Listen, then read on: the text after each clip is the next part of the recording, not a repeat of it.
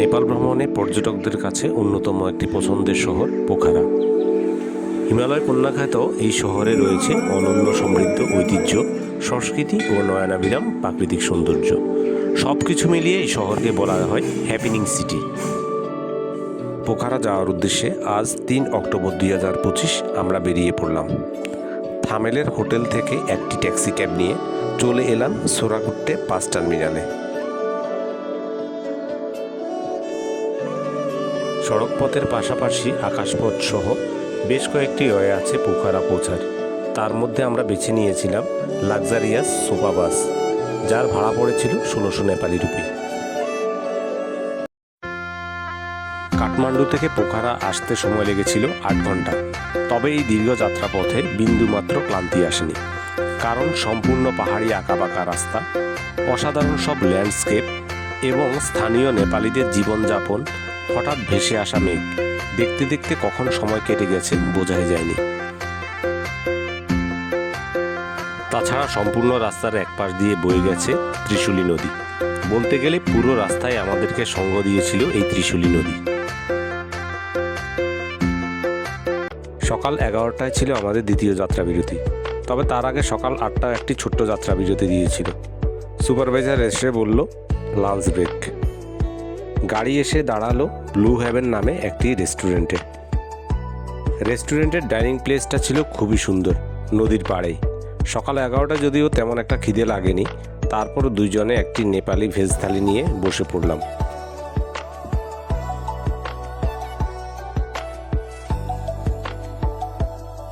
খাওয়া দাওয়া সেরে পুনরায় আমাদের যাত্রা শুরু। এবার আমাদের নেপাল ট্যুর সম্পর্কে কিছু ইনফরমেশান দিই। আমাদের এই ট্যুর প্ল্যানটা কোনো ট্যুর এজেন্সি বা অপারেটরকে দিয়ে করাইনি, বরং চ্যাটজিপিটি এবং গুগল ম্যাপের হেল্প নিয়ে আমরা নিজেরাই প্ল্যান সাজিয়েছিলাম। হোটেল বুকিং থেকে শুরু করে গাড়ির টিকিট সংগ্রহ, যাবতীয় সব কিছু। এমনকি আজকের ট্যুরের গাড়ির টিকিটটাও করা হয়েছিল 15 দিন আগে, মহেশ ভাই নামে এক নেপালি ফ্রেন্ডের হেল্প নিয়ে। দুপুর 2:30টায় ছিল আরেকটা ছোট্ট যাত্রা বিরতি।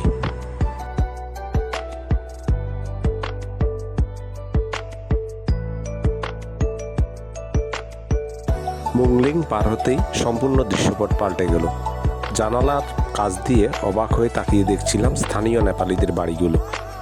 বাড়িগুলি খুবই সুন্দর, একটির সাথে অন্যটির কোনো মিল নেই, প্রতিটি ডিজাইনই আলাদা।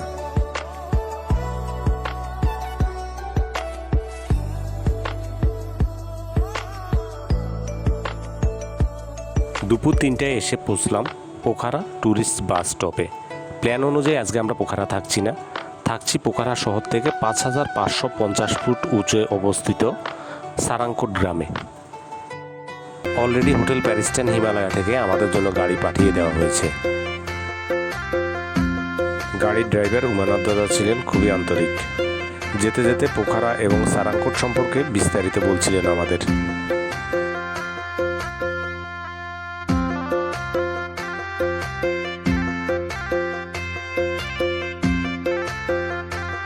পোখারা থেকে সারাংকোট যাওয়ার রাস্তাটি বেশ রোমাঞ্চকর। পোখারা লেক সাইড থেকে গাড়ি বা ট্যাক্সিতে যেতে সারাংকোটে 30 থেকে 40 মিনিট সময় লাগে। যেতে যেতে অবাক হয়ে দেখছিলাম রাস্তার দুই পাশের সৌন্দর্য।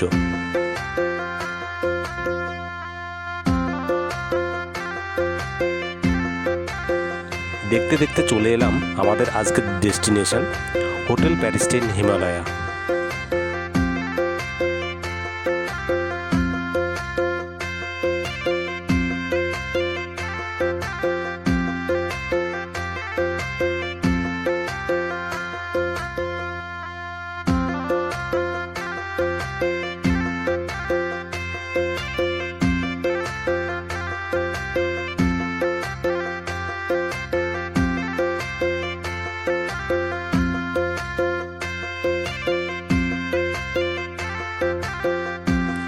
আজকে পোখারাতে না থেকে সরাসরি সারাংকোটে এসে হোটেল প্যারিস্টান হিমালয়াতে নির্ধারিত রুমে থাকার দুটো কারণ আছে।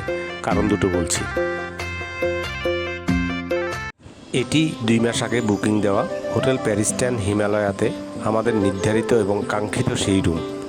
এই রুমটিতে থাকার অন্যতম একটি উদ্দেশ্য হলো এই জানালা দিয়ে সকালবেলা হিমালয় রেঞ্জ দেখা, আর এই জানালা দিয়ে রাতের পোখারা শহর দেখা। চেক ইন করার পরে হাতে চলে আসলো 2 কাপ গরম লেবু চা। দুপুরের খাবারের পরে হোটেলের কর্ণধার নবীনদার সাথে বেশ কিছুক্ষণ ঘুরিয়ে উড়িয়ে সময় কাটালাম। তারপর সারাংকোট গ্রামটি ঘুরতে বেরোলাম। সারাংকোট নেপালের পোখারা শহরের কাছাকাছি অবস্থিত একটি পর্যটন গ্রাম বা এলাকা। এটি পোখারা শহর থেকে প্রায় 5 থেকে 7 কিলোমিটার দূরে সমুদ্রপৃষ্ঠ থেকে প্রায় 5550 ফুট উচ্চে অবস্থিত। সারাংকোট থেকে হিমালয়ের বেশ কিছু পর্বতমালা দেখা যায়, যেমন মাচ্ছাপুচারে, অন্নপূর্ণা, ধোলাগিরি এবং অন্নপূর্ণা ABC। তাছাড়া সারাংকোটের সর্বোচ্চ চূড়ায় পঞ্চমুখী গণেশের একটি অসম্ভব সুন্দর মন্দির রয়েছে। আগামীকালকে সকালে যাব সেই মন্দিরটি দেখার জন্য। সারাংকোটের চারপাশ ঘুরে সন্ধ্যায় হোটেলে ফিরে এলাম। ততক্ষণে হোটেলের স্বত্বাধিকারী নবীনদা এবং তার স্ত্রী মায়াদি ব্যস্ত আমাদের জন্য খাবার তৈরির কাজে।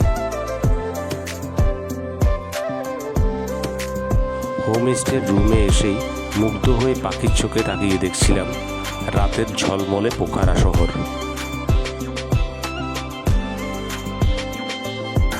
কিন্তু সকালে ঘুম থেকে উঠেই মন খারাপ হয়ে গেল।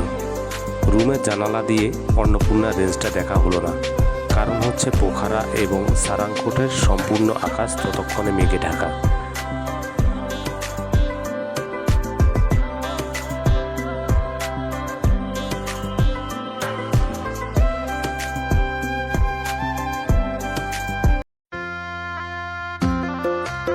হোমস্টেতে যখন আমরা সকালবেলা নাস্তা করতে বসলাম, তখন এক রাশ মেঘ এসে ঘিরে ধরল আমাদের চারপাশ।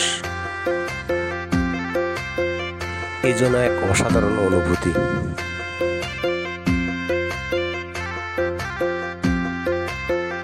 নাস্তা করে বেরিয়ে পড়লাম সারাংকোটের ভিউ পয়েন্ট এবং বিখ্যাত পঞ্চমুখী গণেশ মন্দির দেখার জন্য।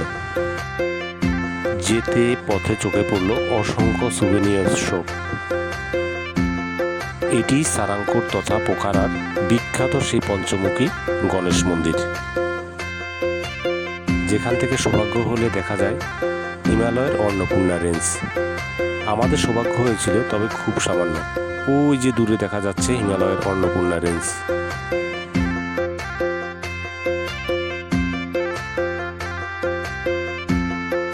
আর এটি সেই বিখ্যাত পঞ্চমুখী গণেশ মন্দির, আর তার পাশেই আছে শিব মন্দির।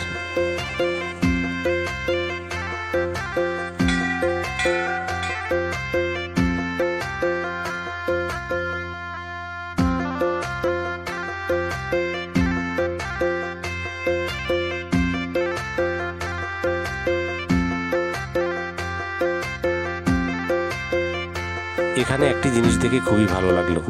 বিখ্যাত মুক্তিনাথ মন্দিরের আদলে তৈরি এখানে রয়েছে 108টি জলাধার, যা এখানকার ভক্তরা তাদের মনস্কামনা পূর্ণের জন্য স্পর্শ করে থাকেন। এখন আমরা হোটেলে চেক আউট করে বেরিয়ে যাচ্ছি। আজকের গন্তব্য পোখারা শহর। বিদায় নেওয়ার সময় দেখলাম হোটেলের মালিক নবীনদা এবং তার স্ত্রী মায়া দিদি ব্যস্ত তাদের নিজস্ব বাগানে উৎপাদিত সবজি তোলার কাজে। দুজনে মিলে খুব আন্তরিকভাবে আমাদের বিদায় জানিয়ে এগিয়ে দিল।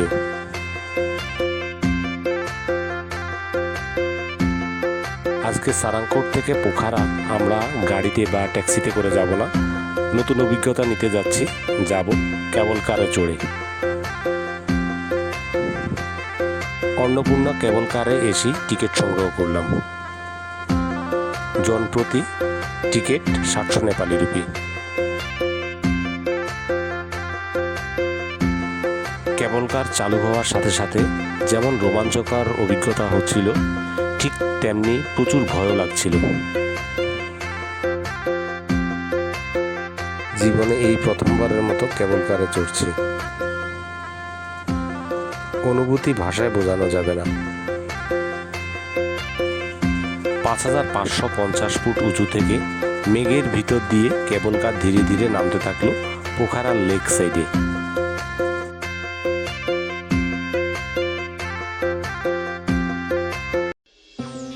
পোখারায় এসেই আমরা চেক ইন করলাম আগে থেকে বুকিং করে রাখা হোটেল স্প্রিংয়ে।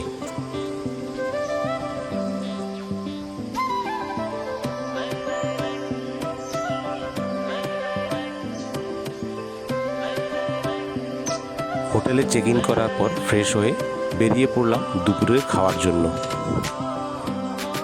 বৃষ্টি স্নাত পোখারা শহর।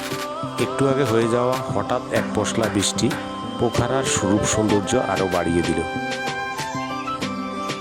আমরা খেতে চলে আসলাম পোখারার একটি অথেন্টিক থাকালি রেস্টুরেন্ট, পোখারা থাকালি কিচেনে। সত্যি বলতে এখানকার খাবার খুবই সুস্বাদু ছিল।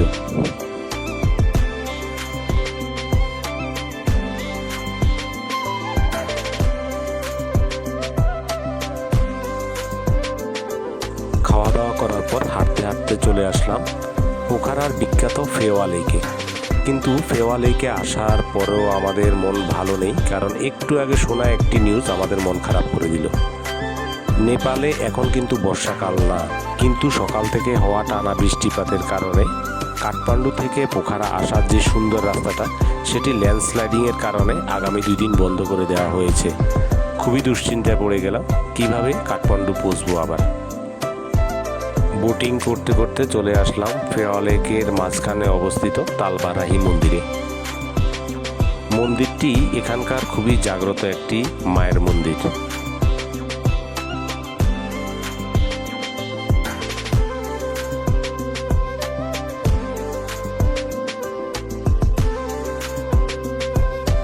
এবার বোট চলছে ফেওয়া লেকের পাড়েই অবস্থিত রানীবনের ধার ধরে।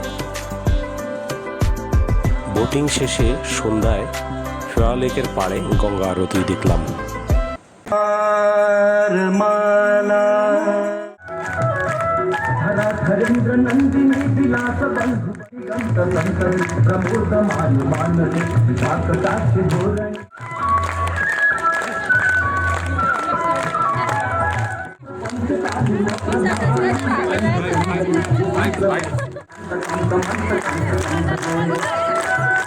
সন্ধ্যা আরতি দেখার পরে হাঁটতে থাকলাম ফেওয়া লেকের রাস্তা ধরে।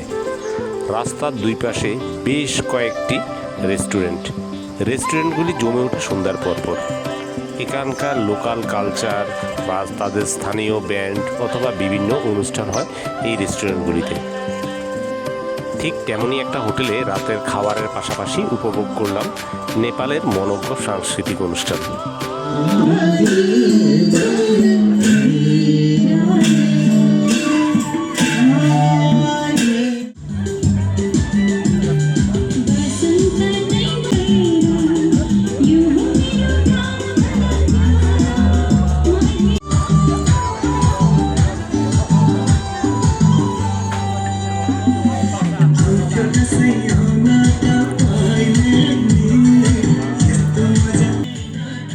কালচারাল প্রোগ্রাম দেখার পরে আমরা হোটেলে ফিরে গেলাম। আগামীকালকে সকাল সকাল বেরিয়ে পড়ব পোখারার পার্শ্ববর্তী দর্শনীয় স্থানগুলো দেখার জন্য।